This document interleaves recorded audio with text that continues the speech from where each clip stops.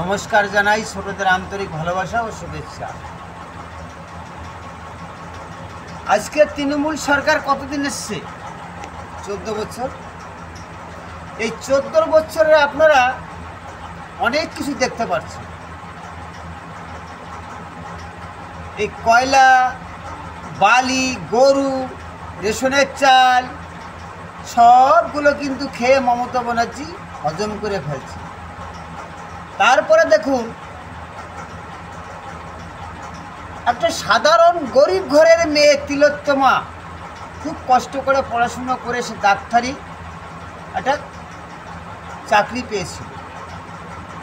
মেয়েটার সততা দেখে ওই হসপিটালে কি হতো এইটা জেনে গেছিল বিদায় তার ধর্ষিত হতে হয়েছে, তার জীবনটাকে দিতে হয়েছে। আবার দেখুন, খবর দেখলে টিভি খুললেই ধর্ষণ আর ধর্ষণ। কসবাই কি ঘটনাটা ঘটেছে? তৃণমূলের নেতা সে কি করছে, একটা মেয়েকে ধর্ষণ করেছে। আরে ভাই, হচ্ছে কি আমাদের পশ্চিমবাংলায়? কি হচ্ছে? একটা ঘটনা ঘটছে, একটা চ্যানেলে বড় বড় হোমরা সোমরা নেতারা গিয়ে ভাষণ দিচ্ছে, কিন্তু আদৌ আমাদের সাধারণ মানুষের কি ফ্যাসিলিটি পাচ্ছি আমরা? এটা ভেবে দেখেছেন? ভাবছেন? এটা কিন্তু আমরা কেউ ভাবছি না। তিলোত্তমানে এত কিছু হয়ে গেল, বিচারটা পেয়েছি আমরা? পাইনি। অথচ जो भी तो लिखा ना দেখো, और मैं क्या बताऊँ, এই 26,000 ছেলে মেয়ের চাকরি চলে গেল। वो जो उसको पसंद होता है वो लिखा। চলে গেল তো তাদের ফ্যামিলিটা কি হচ্ছে বলুন তো? छिलका छोड़ के लिखा, छिलका छोड़ा वाला लिखा। কি হচ্ছে তাদের ফ্যামিলিটা? हाँ, जो छिलका है उसमें मत लिखा। কি হচ্ছে তাদের ফ্যামিলি, কিভাবে চলছে? কোনো নেতা খবর রেখেছে? তাদের মনের পরিস্থিতিটা কি একবারও কি সেগুলো কেউ ভাবছে? ভাবেনি, আর ভাববেও না। যে দলের যে নেতাই হোক, তারা ভোটটা নেওয়ার জন্য অনেক আপাআপি দাপাদাপি অনেক বড় বড় ভাষণ দেবে।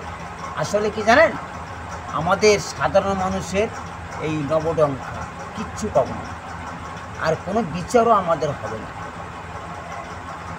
আর আমাদের এই নমশূদ্রদের জন্য একটা কথা বলি, সনাতনীরা আমরা বলি আমরা সনাতনী।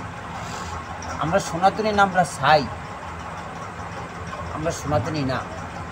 যদি সনাতনী হতাম তাহলে সনাতনীর পর যে অন্যায় অত্যাচার হচ্ছে এগুলো আমরা বুঝতে পারি না, কিন্তু বুঝেও আমরা পিছিয়ে যাই। কেন বলুন তো? ওই লক্ষ্মীর ভাণ্ডার না, অলক্ষ্মীর ভাণ্ডার, আপনার মেয়ের ইজ্জত যাওয়া ভাণ্ডার, আপনার ঘরের বউর ইজ্জত যাওয়া ভাণ্ডার, ওটা লক্ষ্মীর ভাণ্ডার না, ওটা ইজ্জত যাওয়ার ভাণ্ডার। বুঝতে পারছেন তৃণমূলের কর্মীরা? ভালো করে ভাবুন। আমি একটা সাধারণ মানুষ, অনেক কিছু চিন্তা ভাবনা করে এই কথাটা বলেছি। আরে ভাই, আপনার ঘরের মেয়ে তো আমার ঘরেরও মেয়ে হতে পারে। তার যদি ইজ্জত যায়, তার যদি ধর্ষণ হয়, তার যদি মৃত্যু হয়, কতটা লজ্জার ব্যাপার বলুন তো? সিপিএমের আমলে কিন্তু এত কিছু হয়নি। অনেকে বলে তখন সাংবাদিক ছিল না। আরে ভাই, সাংবাদিক ছিল, সিপিএম কন্ট্রোলে রাখত। আবার এই সিপিএম নিয়ে এসলো এই তৃণমূলের সরকার, আবার সেই সিপিএমের নেতারাই চলে গেল তৃণমূলে। কি বুঝবেন বলুন তো? কি বুঝবেন? এবারে সার্কাস হচ্ছে, জুকররা সব ঘোরাঘুরি করছে, আমরা সাধারণ মানুষ পাবলিক দেখছি। এই কিন্তু পরিস্থিতিটা। তবে একটা কথা বলি, প্রত্যেক সনাতনীদের উদ্দেশ্যে এটাই কথা, দেখুন, লোভ লালসা ছাড়ুন, মা বোনের ইজ্জত বাঁচান, সঠিক জায়গায় ভোটটা দিন। একবার এনে দেখুন না বিজেপিকে, দোষটা কোথায়? যত অপকর্ম সব তৃণমূলের নেতা, যত ধর্ষণকারী তৃণমূলের নেতা।